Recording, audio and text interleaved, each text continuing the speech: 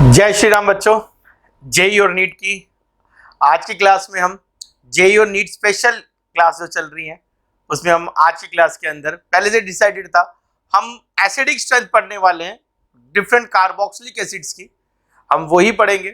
तो हमेशा की तरह मेरी तुमसे यही सजेशन है कि अपने पेन पेंसिल अपने नोट्स रजिस्टर तैयार कर लो। तुम्हें साथ साथ नोट्स बनाने हैं, जितने अच्छे नोट्स बना लोगे उतना ही तुम्हारे लिए बेनिफिट रहेगा, क्योंकि जो तुम कॉपी से पढ़ते हो उससे बेटर कुछ नहीं है।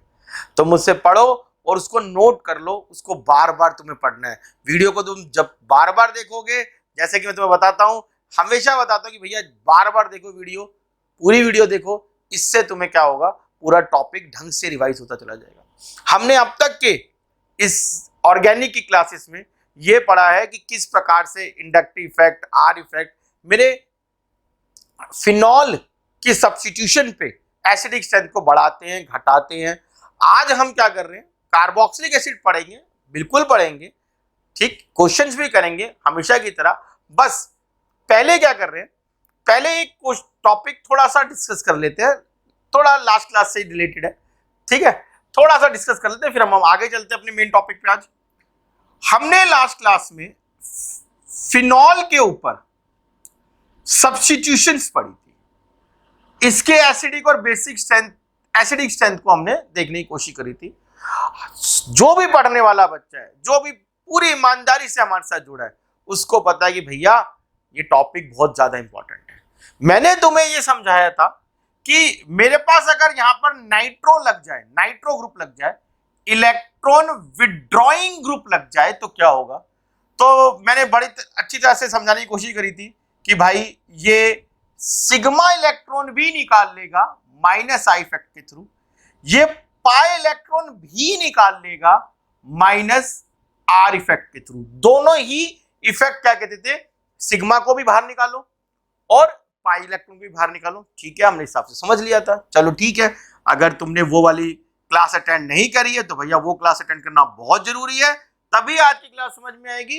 अगर नहीं है, वो क्लास अटेंड नहीं करी है, या ऐसे मजे मजे में चैनल खुल गया और तुम भैया देखने लग गए हो, तुम्हारा कोई फायदा नहीं है इस चैनल पे। भैया ईमानदारी से अगर जेईई और नीट के प्योर कैंडिडेट हो, मन से पढ़ना चाहते हो, तभी तुम्हें समझ में आएगा। पहले तुम पिछली वीडियो सारी देख लो। अब एक इसमें मैंने बताया था ये फिनॉल है और इसके अंदर CH3 है, तो इसमें मैंने बताया था कि भैया इसके अंदर इलेक्ट्रॉन डोनेटिंग ग्रुप लगा हुआ है, ये सिग्मा इलेक्ट्रॉन दे रहा है, इसमें सिग्मा इलेक्ट्रॉन निकाला गया था, ये सिग्मा इलेक्ट्रॉन दे रहा है और पाई इलेक्ट्रॉन भी दे रहा है। सिग्मा इलेक्ट्रॉन दे रहा है प्लस आई इफेक्ट के थ्रू, पाई इलेक्ट्रॉन दे रहा है हाइपर कॉन्जुगेशन के थ्रू। कौन सा हाइपर कॉन्जुगेशन बोला था मैंने, फॉरवर्ड हाइपर कॉन्जुगेशन के थ्रू दे रहा है। तो ठीक है, अब तक हमारे जो कंपैरिजन चले थे लास्ट क्लास के अंदर, वो क्या चले थे, वो यही चले थे कि भैया इंडक्टिव इफेक्ट और मतलब सिग्मा इलेक्ट्रॉन पाई इलेक्ट्रॉन दोनों निकाल लिए तो क्या होगा, दोनों अगर इसमें दे दिए तो क्या होगा। आज कुछ डिफरेंट पढ़ते हैं, आज हम एक पढ़ते हैं ऐसा कुछ एक एग्जांपल जो सबसे सुंदर एग्जांपल है, जिसमें एक तरह के इलेक्ट्रॉन को तो निकाला जाएगा, एक तरह के इलेक्ट्रॉन को दिया जाएगा, तब क्या होगा। तो शुरू कर रहे हैं भाई, बहुत बढ़िया चीज है, ध्यान से। एग्जांपल क्या है हमारे पास, एग्जांपल बहुत सुंदर एग्जांपल, ये लो हमारे पास फिनॉल है, ठीक है। अब इस फिनॉल के ऊपर मैंने हैलोजन लगा दिया, हैलोजन क्या, क्लोरीन, फ्लोरीन, ब्रोमीन, आयोडीन, ये लगा दिया। अब भाई साहब इनके तो भाई साहब हैलोजन्स की तो भाई नखरे ही अलग है, ये एक जैसा काम नहीं करते। ध्यान से सुनना, बहुत बढ़िया बात है, और आज नोट्स बनाने बहुत जरूरी है। वीडियो पॉज कर करके नोट्स बना लेना ढंग से, ध्यान सुनो। क्लोरीन क्या करता है, क्लोरीन अपने पाई इलेक्ट्रॉन देता है, क्लोरीन अपने पाई इलेक्ट्रॉन देता है प्लस आर इफेक्ट के थ्रू, एक बात। मगर क्लोरीन जो होता है सिग्मा इलेक्ट्रॉन लेता है माइनस आई इफेक्ट के थ्रू।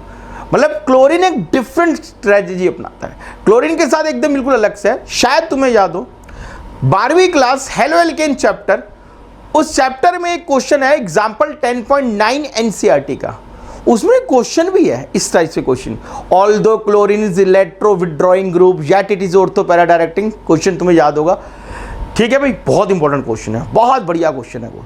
एनसीईआरटी में भाई साहब पेज नंबर को छोड़ के एनसीईआरटी में पेज नंबर को छोड़ के सब कुछ याद होना चाहिए अगर तुम चाहते हो मैं जेईई और नीट क्रैक कर जाऊं। खास तौर से नीट वाले बच्चे ध्यान से सुनो। देखो बच्चों, हम हर बच्चे को एक बात समझाते हैं, और मेरा खुद का बेटा इस साल नीट दे रहा है, मैं उसको भी मैंने वही बात बताई है जैसे मैं जो तुम्हें बता रहा हूं कि भैया 720 में से 720 लाने की तैयारी मत करो, 720 में से 680 लाने की तैयारी मत करो।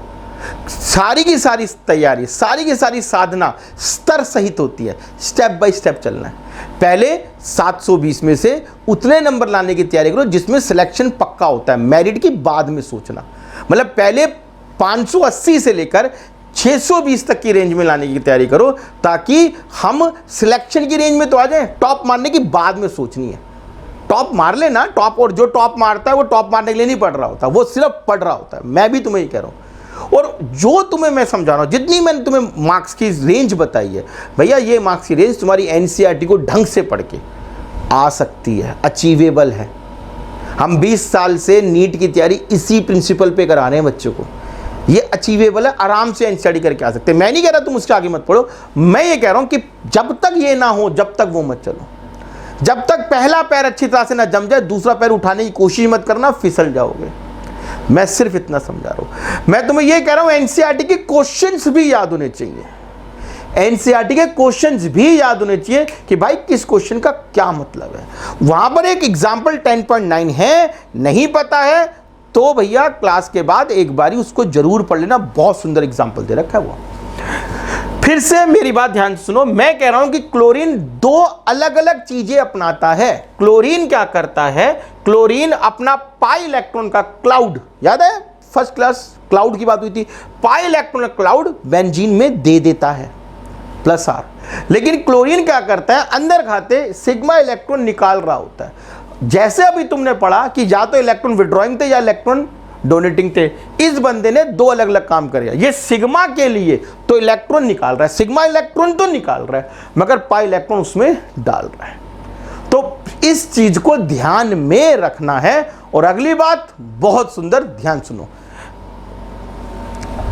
हैलोजन के केस में याद रख लेना ढंग से, इंडक्टिव इफेक्ट हमेशा ओवरकम करता है रेजोनेंस इफेक्ट के।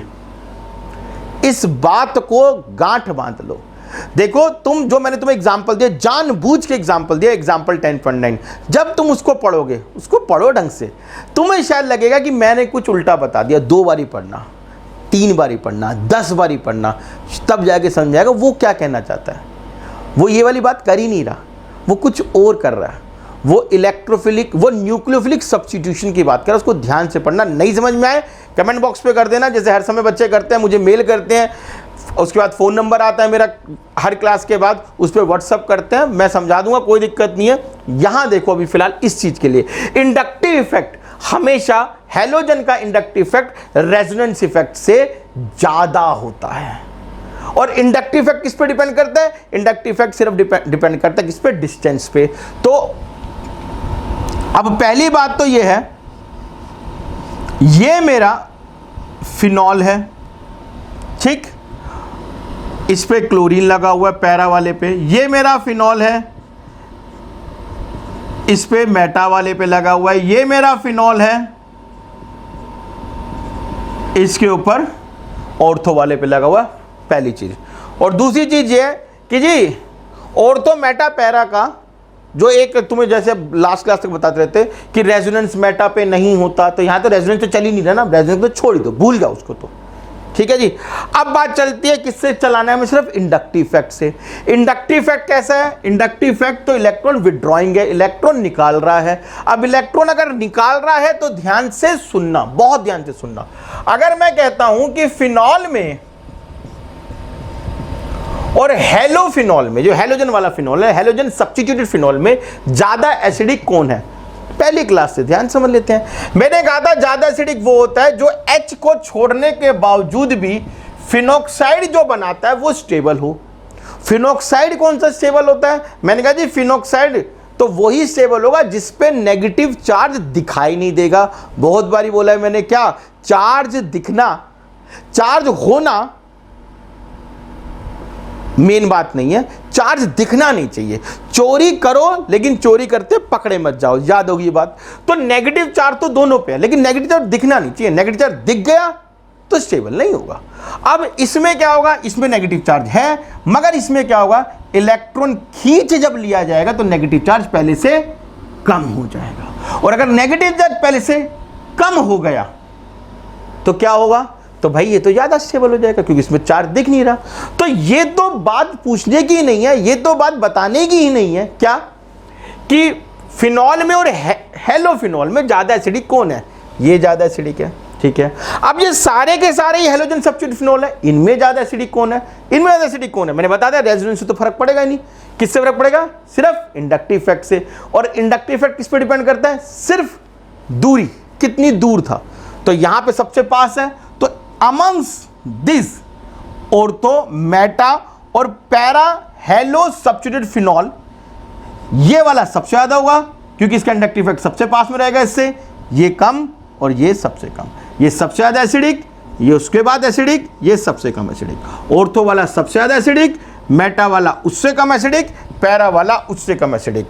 रेजोनेंस इफेक्ट नहीं लगा, सारा काम इंडक्टिव इफेक्ट से हुआ।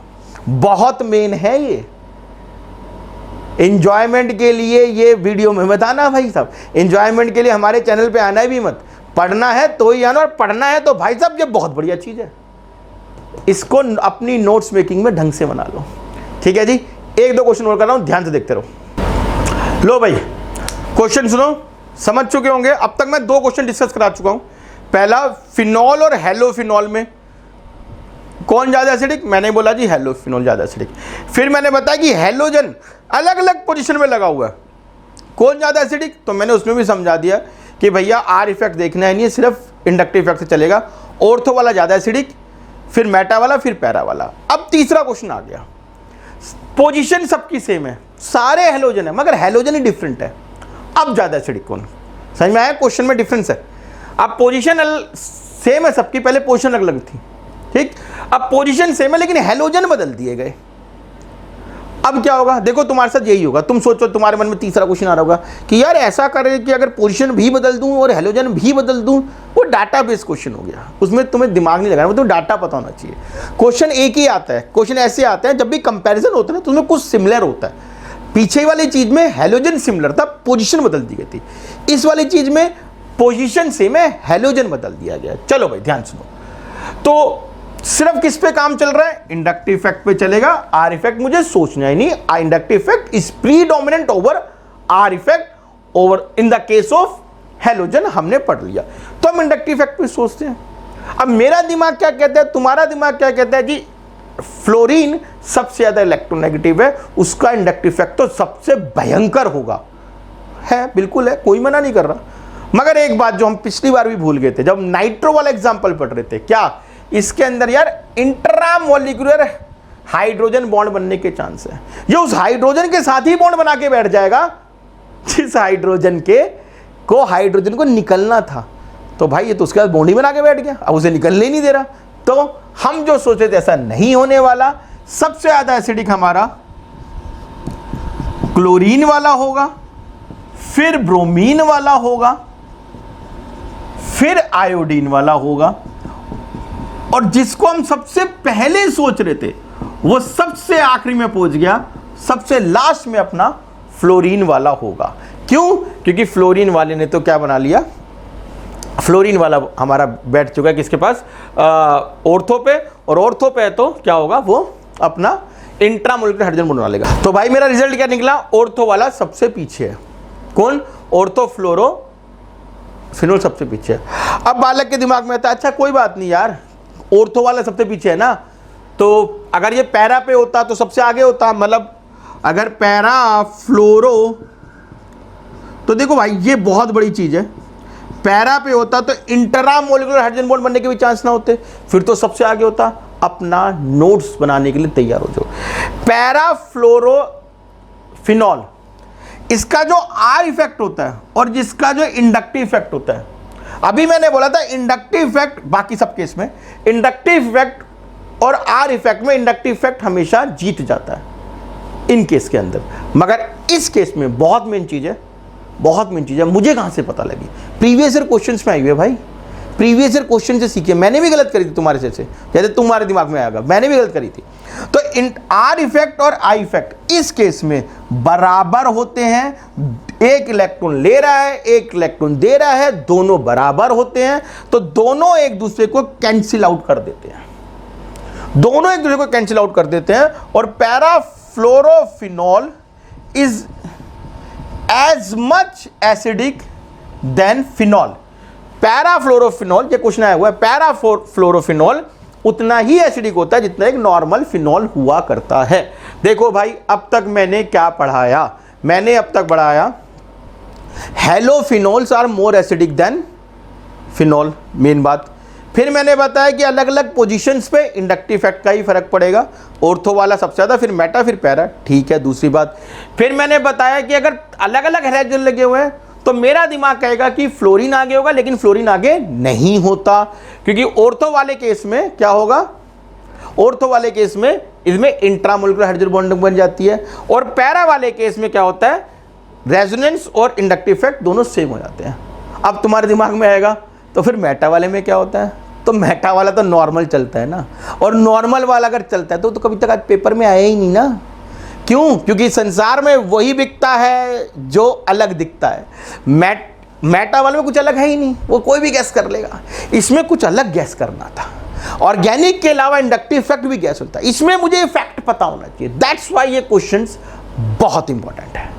ठीक है भाई, जैसा कि तुम्हें बताया गया था कि मैं इस क्लास के अंदर कार्बोक्सिलिक एसिड को डील करना चाहता हूं। मैं कार्बोक्सिलिक एसिड मतलब बेंजोइक एसिड के एसिडिक स्ट्रेंथ भी अब डील कर रहा हूं। मैंने तुम्हें एक हैलोजन से फिनॉल पे क्या फर्क पड़ता है वो डील करा है। भाई साहब, अब तक जितनी ऑर्गेनिक क्लास आई हैं, मुझे पता है मैंने बिल्कुल चुन चुन के क्लासेस बनाई हैं। जितनी ऑर्गेनिक क्लास है बहुत टॉप क्लास है। नोट्स मेकिंग पे पक्के रहना, पूरी वीडियो देखनी है, बार बार देखनी है, इस बात पे ध्यान रखना। और अब तक सब्सक्राइब नहीं करा तो सब्सक्राइब कर लो, अपने जूनियर्स को भी शेयर कर दो, उनका भी कुछ भला हो जाएगा। आगे चल रहे हैं हम किस पे? अगर बेंजोइक एसिड है तो क्या होता है। लो भाई ध्यान दो, देखो ध्यान से। शायद मैं कुछ ऐसा बताने वाला हूं जो शायद आज तक तुमने पहले नहीं देखा होगा, नहीं सुना होगा, इसलिए बहुत ध्यान से सुनना। बेंजोइक एसिड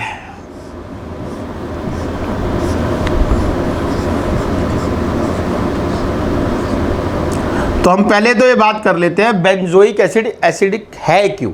मेन मूलभूत से जड़ी खोद देते हैं इसकी। तो भाई ये एसिड है क्यों? तो भाई मुझे पता है कि यार एसिड है क्योंकि ये H+ छोड़ सकता है। ठीक है, क्यों छोड़ सकता है? क्यों नहीं पकड़ के रख रहा अपने H+ को? क्योंकि यार बात ऐसी है कि ना ये जो ऑक्सीजन है ये ना इलेक्ट्रॉन विड्रॉइंग है, ये इलेक्ट्रॉन निकालता है, ये डेल पॉजिटिव हो जाता है, ये डेल नेगेटिव हो जाता है, बॉन्ड पोलर हो जाता है, टूट जाता है, H+ निकल जाता है। ठीक है जी, मान लिए बात। अब कुछ नहीं, फिर बनता है जी बेंजोएटाइन, उससे बनता है बेंजोएटाइन, ये रहा, इससे बेंजोएटाइन बन जाता है। और वो बेंजोएटाइन बहुत ज्यादा स्टेबल होता है। क्यों? क्योंकि उसके अंदर रेजोनेंस स्टेबल हो जाती है। ये समझ में आ गया होगा तुम्हें, ये डबल बॉन्ड यहाँ आ गया, ये लोन पेयर है वो यहाँ आ गया और ये इधर चला गया, ये इधर आ गया और ये इधर चला गया, ऐसे सबने रेजोनेंस खूब बनाई होंगी। तो क्योंकि मेन बात क्या थी? मेन बात तो यही थी ना कि भाई जो भी चार्ज हो वो दिखे ना, जो भी चार्ज हो पर दिखे ना, चोरी करो मगर पकड़ो जाओ ना, यही पढ़ रहे हैं हम शुरुआत से। ठीक है भाई, अब इसका जो चार्ज था उस चार्ज को स्टेबल करने के लिए एक तो बहुत ही बढ़िया चीज इस्तेमाल होगी, हमारा क्या रेजोनेंस लग गया इसके अंदर। ठीक है, मगर यहां पर एक बात बहुत ज्यादा इंपॉर्टेंट है, उसको समझना बहुत ज्यादा इंपॉर्टेंट है। शायद तुम्हें सुनने को ना मिला, शायद पहली बार सुनने को मिला हो। ठीक, क्या बेंजीन में रेजोनेंस होती है? ठीक है, अच्छी बात है। कार्बोक्सिलिक एसिड में भी रेजोनेंस होती है, मतलब ऊपर का जो कार्बोक्सिलेट आयन है इसमें भी रेजोनेंस चल रही होती है। ठीक है, कोई बात नहीं, ये भी इलेक्ट्रॉन इधर से इधर मूव कर रहा होता है, ये भी इधर से मूव कर रहा होता है। मगर एक बात अच्छी तरह से समझ लो, ये दोनों बंदे कौन? ऊपर का कार्बोक्सिलिक आयन और नीचे का बेंजीन एक प्लेन पर नहीं होते, एक प्लेन पर नहीं होते, और रेजोनेंस दिखाने के लिए एक प्लेन पर होना जरूरी होता है। तो बेंजीन का रेजोनेंस चल रहा है, चल रहा है, कार्बोक्सिलेट का रेजोनेंस चल रहा है, चल रहा है, लेकिन कभी भी ये रेजोनेंस इस रेजोनेंस से मैच नहीं कर पाता, कभी भी ये रेजोनेंस इस रेजोनेंस के से मिल नहीं पाता कि वो वाला रेजोनेंस नीचे तक आ जाए, नहीं आ पाता, नहीं आ पाता। इसी बात को ध्यान रखना, बहुत बढ़िया चीज बता रहा हूं, आगे सुनो, ध्यान दो। मैं ये कह रहा हूं कि भैया ये बेंजीन है, इसका रेजोनेंस चल रहा है, अच्छी बात है। ये अपना कार्बोक्सिलिक एसिड है, कार्बोक्सिलेट आयन है, सॉरी, इसका भी रेजोनेंस चल रहा है, ठीक है, अच्छी बात है, लेकिन ये इससे मैच नहीं हो पाता, ठीक है, ओके, कोई बात नहीं, मान लिया। चलो जी आगे, फिर आगे क्या करें, तो आगे देखो ध्यान से। अब हम सबको पता है कि अब मैं क्या करने वाला हूं, अब मैं बेंजोइक एसिड में अलग अलग तरह की सब्स्टिट्यूशन करूंगा, इलेक्ट्रॉन विड्रॉइंग ग्रुप लगाऊंगा, इलेक्ट्रॉन डोनेटिंग ग्रुप लगाऊंगा, कभी ऑर्थो पे लगाऊंगा, कभी मेटा पे लगाऊंगा, कभी पैरा पे लगाऊंगा, यही सब करते हैं, यही सही क्वेश्चंस आते हैं। यहां पर थोड़ा ध्यान देना, मैंने क्या करा, मैंने इस ऑर्थो पर कोई ग्रुप लगा दिया। तुम्हारे मन में सवाल आएगा कौन सा ग्रुप लगा दिया जी, इलेक्ट्रॉन विड्रॉइंग, इलेक्ट्रॉन डोनेटिंग, मैं कह रहा हूं कोई भी लगा दिया, कुछ भी लगा दिया जाओ, ऑर्थो पे मैंने कोई ग्रुप लगा दिया, ठीक है। तो फिर क्या हुआ, तो जी ऑर्थो पे जैसे मैंने कोई भी ग्रुप लगाने, मैंने उस ग्रुप का नाम ही नहीं रख रहा हूं, मैं कह रहा हूं कुछ भी है वो कोई ग्रुप, वो इलेक्ट्रॉन विड्रॉइंग है, इलेक्ट्रॉन डोनेटिंग है, कुछ भी हो सकता है। जैसे ही वो ग्रुप लगा तो यहां पर किस पे, इस पर रेजोनेंस जो था वो किस वजह से चल रहा था, क्योंकि ये एक प्लेन पे था, ये एक प्लेन पे था, लेकिन दोनों ये एक प्लेन पे नहीं थे।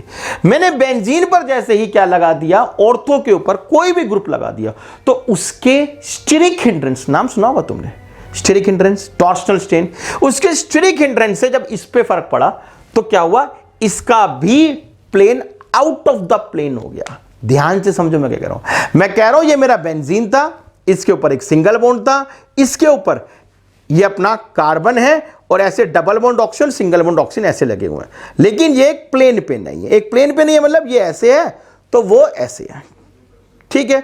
तो इसकी रेजोनेंस अलग चल रही है, इसकी रेजोनेंस अलग चल रही है, लेकिन दोनों रेजोनेंस आपस में एक दूसरे पे टकरा नहीं पा रही, यहां तक कोई दिक्कत ही नहीं है, ठीक है। अब मैंने क्या करा, मैंने इसके ऑर्थो पर कोई चीज खड़ी कर दी, मैंने इस जगह पे ऑर्थो पर कोई जैसे ही कोई चीज खड़ी करी तो क्या हुआ, इसके स्टेरिक हिंड्रेंस से इसका जब स्टेरिक हिंड्रेंस पड़ा, इसका जब स्टेरिक हिंड्रेंस पड़ा, तो इन दोनों का जो प्लेन था वो भी आउट ऑफ द प्लेन हो गया, इन दोनों का प्लेन था वो भी धक्का मुक्की में बिगड़ जाता है, आउट ऑफ द प्लेन होता है। आउट ऑफ द प्लेन होते ही क्या हुआ, आउट ऑफ द प्लेन होते ही भाई साहब रेजोनेंस रुक गया।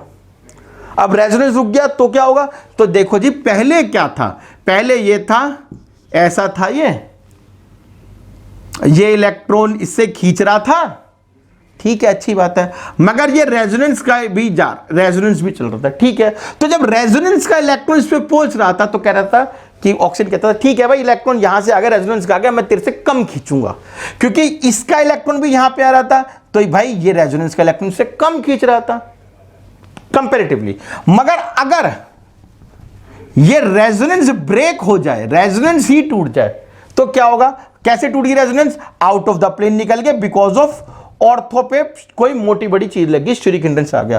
तो अब क्या हो गया, अब ऑक्सीजन क्या कहता है, भाई साहब मेरे को यहां से इलेक्ट्रॉन मिलना बंद हो गया, मेरी रेजोनेंस टूट चुकी है, यहां से मेरे को इलेक्ट्रॉन नहीं मिल रहा, अब तो मैं भाई तेरे से ही इलेक्ट्रॉन खींचूंगा। तो ये पहले से बेटर, ज्यादा बढ़िया इलेक्ट्रॉन खींचना शुरू करता है, और जब ज्यादा अच्छा इलेक्ट्रॉन खींचना शुरू करता है तो ज्यादा पोलर बनते हैं, ज्यादा पोलर बनते हैं तो जल्दी टूट जाते हैं, और जल्दी टूट जाते हैं तो कोई भी बेंजीन के ऊपर कुछ भी लगाओ, इलेक्ट्रॉन विड्रॉइंग, इलेक्ट्रॉन डोनेटिंग, कुछ भी लगाओ, because of steric hindrance, ortho effect, इसे ऑर्थो इफेक्ट कहते हैं, ऑर्थो इफेक्ट दिखाते हैं, और इस चीज को क्या बना देते हैं, ज्यादा एसिडिक बना देते हैं। बेंजीन के ऊपर कार्बोक्सिलिक एसिड, बेंजोइक एसिड, मैंने बोला वो जितना भी एसिडिक था उससे ज्यादा इफेक्ट होगा किसका, अगर ऑर्थो पे कुछ लगा दिया जाए। क्यों?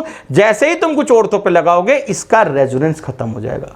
रेजोनेंस खत्म होगा तो क्या होगा, ये आउट ऑफ द प्लेन निकल जाएगा। आउट ऑफ द प्लेन निकलेगा तो क्या होगा, ये अपना इलेक्ट्रॉन जो यहां पर दे दिया करता था वो नहीं जाएगा। तो क्या होगा, अब ऑक्सीजन कहेगा बेटा मुझे यहां से इलेक्ट्रॉन आना बंद हो गया, अब तो मैं तुझसे ही खींचूंगा, अब मेरे पास कोई चारा नहीं है। तो वो इसको बहुत ज्यादा इलेक्ट्रॉन खींचेगा और इसको निकाल फेंकेगा। इस चीज को ऑर्थो इफेक्ट कहते हैं। 2 से 3 बार ही देखना पड़ेगा तब समझ में आएगा बेटा, ऐसे नहीं आएगा। एक बार में चैंप नहीं बनने वाले। और मैं नेक्स्ट क्लास में इसी चीज को आगे कैरी ऑन करूंगा। तुम्हें पता लग गया होगा हम किस चीज को पढ़ा रहे हैं, किस लेवल पे पढ़ा रहे हैं, तुम्हारे लिए कितना ज्यादा इंपॉर्टेंट है भाई। ऐसी वीडियो ऐसी क्लास हर मंडे वेंसडे फ्राइडे रात को 9 बजे आती है। तुमसे कोई क्लास मिस ना हो जाए, चैनल को सब्सक्राइब कर लो और शेयर करते रहो। जैसे हम तुमसे नॉलेज शेयर कर रहे हैं बिना किसी इंटरेस्ट के, उसी प्रकार से तुम भी आगे शेयर करते रहो। ओके बच्चों, जय श्री राम।